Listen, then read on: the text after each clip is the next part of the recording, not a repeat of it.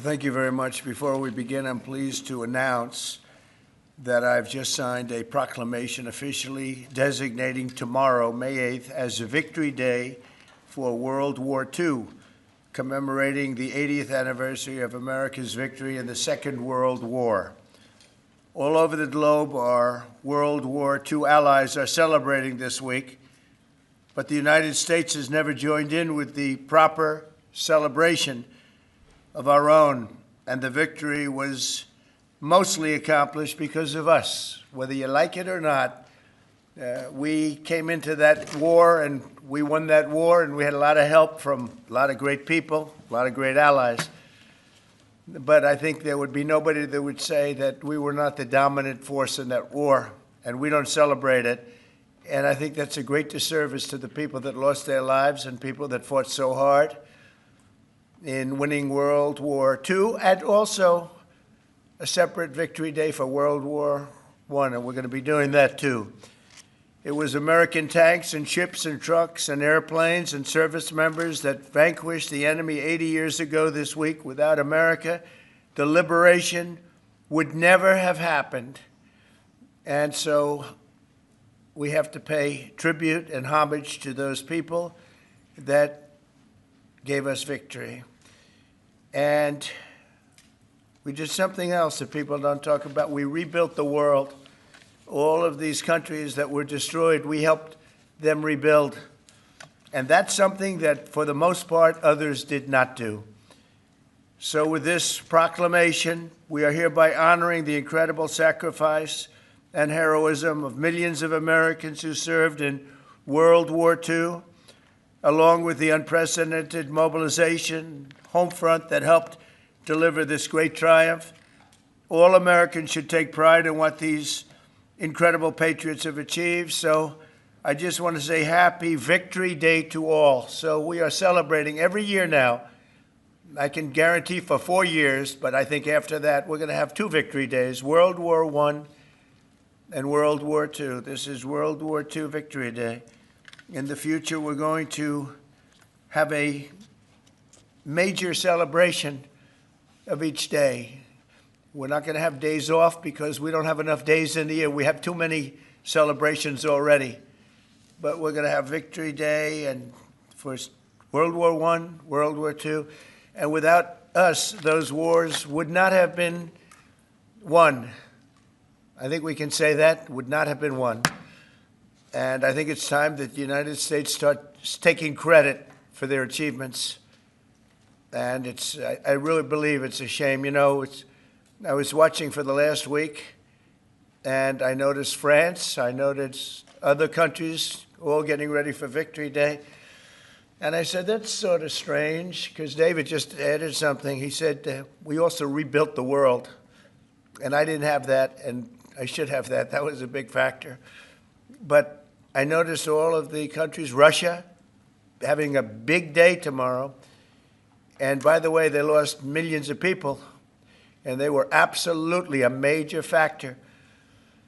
But there was no major factor like us. We won the war, and we won it with the help of others. But everybody was celebrating but the United States of America. And I said, you know, I think it's time that we start celebrating victory. And that's what we're doing.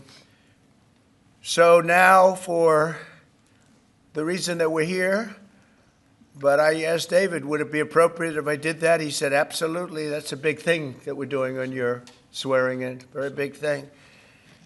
But now for the real reason, and a reason that I'm very proud of because he's been my friend for a long time. We're swearing in our next ambassador to the People's Republic of China. What timing, David, what timing? Only you could have picked this timing. It's your fault. I picked him a long time ago, but it just happened to come due on a pretty important date. But our friend David Perdue, Senator David Perdue, joining David this afternoon are his incredible wife Bonnie, who's been at his side for a long time, their sons David and Blake, their daughter-in-law Danielle and daughter-in-law Charlotte, and their grandsons David, Hudson, and Jack. That's a beautiful family. Congratulations. I didn't think you had it in you, David. That's really something.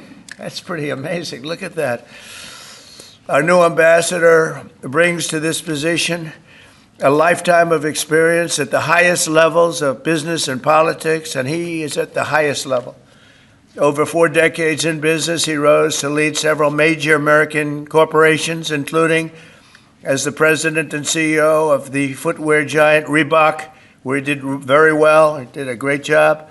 And later CEO of Dollar General. Likewise, he did a great job. David also lived and worked in Singapore and Hong Kong for several years, developing a wealth of experience negotiating and doing tremendous business deals for lots of different leaders that he worked with.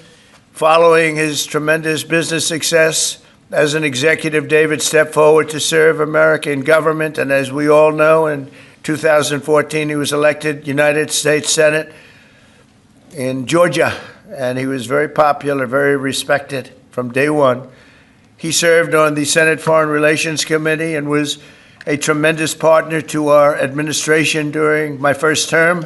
I dealt with him a lot, and he solved a lot of problems. Now I'm entrusting David to help manage one of America's most complex and consequential foreign relationships, and I know he'll do a fantastic job. As our lead diplomat in Beijing, David will work to promote American interests and stability in the Indo-Pacific, help stop the flood of Chinese fentanyl across our borders, which we have to do. We lost, I believe, 300,000 people last year. Seek fairness and reciprocity for the American worker, ensure the safety of our citizens overseas, and promote peace in the region and in the world. And I'm confident that he will do an exceptional job. He's an exceptional man, and make our country very proud and make our country very safe, too. So, David, I want to congratulate you. This is as big as it gets, and the timing is unbelievable, but it's time that we have somebody like this. This is a very, very extraordinary man, and you're going to do a fantastic job. And say hello to President Xi when you're over there, please, okay? Thank you very much. Marco, would you do the service? Thank you. Put your left hand and raise your right. Raise your right hand.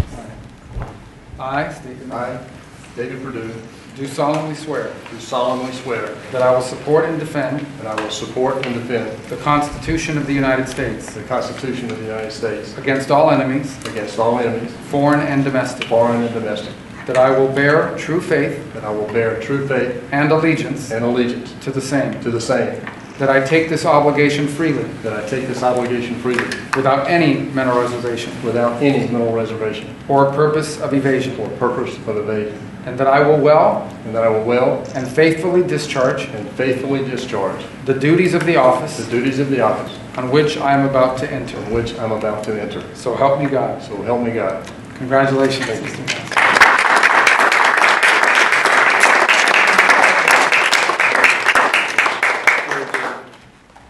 David, would you like to say something?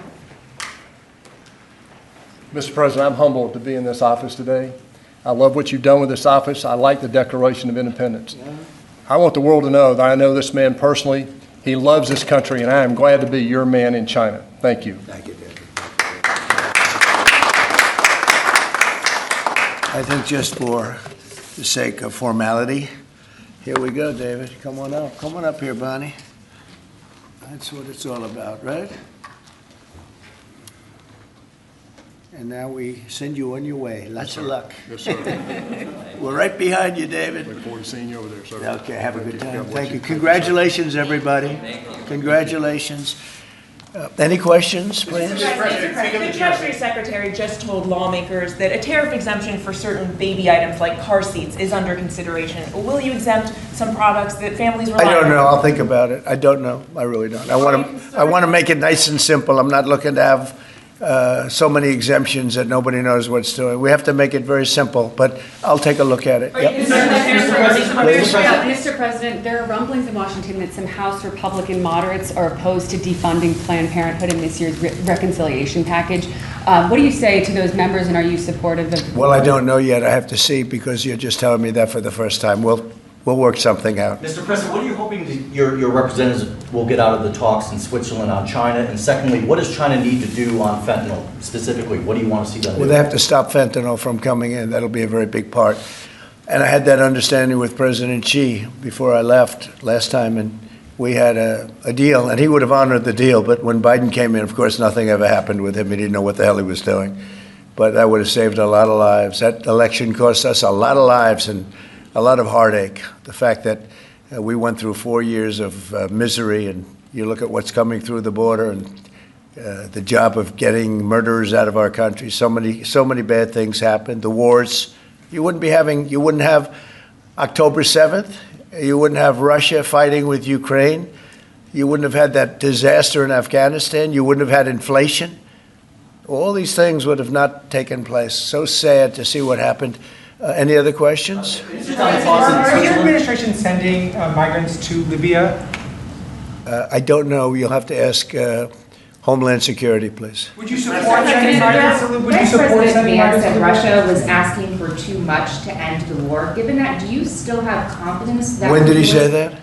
Earlier this morning. Well, it's possible that he's right. He may know some things that, because I've been dealing with this and some other things, but we are getting to a point where some decisions are going to have to be made. I'm not happy about it. Okay. Just to follow up, sir, on the talks in Switzerland, what do you expect? What do you hope to come out of them? We'll see. I mean, look, it's we were losing $1 trillion a year. Now we're not losing anything. You know, that's the way I look at it. We were losing with China on trade $1 trillion a year, more actually, 1.1. But let's say $1 trillion. You know what we're losing now? Nothing. That's not bad. Are you Mr. President, are you planning a new ceasefire and hostage deal proposal for Israel and Hamas before you head over to the region next week? Where? In Gaza. In Gaza. Well, we're going to see what's happening. There's a lot of talk going on about Gaza right now. You know that, right? So you'll be knowing probably in the next 24 hours. Are you taking diplomatic actions between the war in India and Pakistan? What's your position? Oh, it's so terrible. My position is I get along with both. I know both very well, and I want to see them work it out. I want to see them stop. And hopefully they can stop now. They've gone tit for tat, so hopefully they can stop now. But I know both. We get along with both countries very well, good relationships with both, and I want to see it stop. And if I can do anything to help, I will be there. By the way, unrelated, but I guess it's all related when you look at the world nowadays. Rwanda and the Congo, we've made a lot of progress in getting that disaster stopped. We've had a very talented person over there, and we've made a lot of progress with Rwanda and Congo fighting a very violent war, by the way. China says in order to have substantive negotiations, you have to bring down your 145% tariffs. Are you open to pulling back your tariffs in order to get China to the negotiating table? No. Mr. President, Senator Tillis has come out against Ed Martin as U.S. Attorney. Do you have any response to that? Well, it's disappointing because, you know, I know Eddie's very talented. Crime is down in Washington, D.C. Street crime, violent crime by 25%. And people have seen, they've noticed a big difference. So I didn't know that. But if anybody voted against him, I feel very badly about it, only in the sense that in this short period of time that he's been there, crime is down 25% in Washington, D.C. But that's really up to the senators. If they feel that way, they have to vote the way they vote. They have to follow their heart, and they have to follow their mind. Mr. President, when you're referring to the Persian Gulf as the Arabian Gulf, are you going to make that announcement on your trip? They're going to ask me about that when I get there, and I'll have to make a decision. So you haven't made a decision yet? I don't want to hurt anybody's feelings. I don't know if feelings are going to be hurt. Why have a case right over here? It's called Gulf of America, and I guess a lot of people get ideas from us. But the Gulf of America was something I thought should have been named a long time ago. I'm going to be given a briefing on that. It was just done. And I'll make a decision. Is it the U.S. position that Iran can have an enrichment program as long as it doesn't reach a weapons? We haven't made that decision yet. We will, but we haven't made that decision yet. China said the U.S. initiated the trade talks this weekend and that its position hasn't changed. Are you still confident you can reach a deal with China? They said we initiated? Well, I think they ought to go back and study their files, okay? I do think that. Go ahead, what do you? Are you planning to ease chip export restrictions to some of these Gulf countries and then also make announcements regarding? We might be doing that, yeah. And their nuclear programs, civilian nuclear programs? And it'll be announced soon. And you're to help them develop some nuclear power? Well, we're going to take a look. We're going to take a look. But, you know, we had really a very good, as you know, we had a very good outcome with the Houthis, and we honor their word. I mean, they made a commitment, and we dealt with other countries that were close to them and their surrogates, and we honor all of their words. We'll see what happens, but I think, you know, I believe that hopefully that's over with, and they'll leave the ships alone, you know, just leave those ships alone. But so we do. We take their word for it. It was, you know, we hit them very hard. They had a great capacity to withstand punishment. They took tremendous punishment. And, you know, you could say there's a lot of bravery there. That it was amazing what they took. But we honor their commitment and their word. They gave us their word that they wouldn't be shooting ships anymore, and we honor that. I want to thank you all for being here. I want to congratulate David Perdue and his family.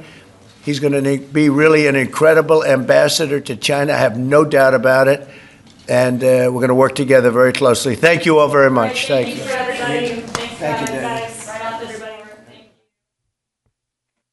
Thanks, everybody. Here we go. Fellas, come on over here. Thanks, guys. Thank you, guys. Thanks, everyone. Thank you. Just take this and then. Come on over here. This guy's always, he's the best guy. He's really good. You know what?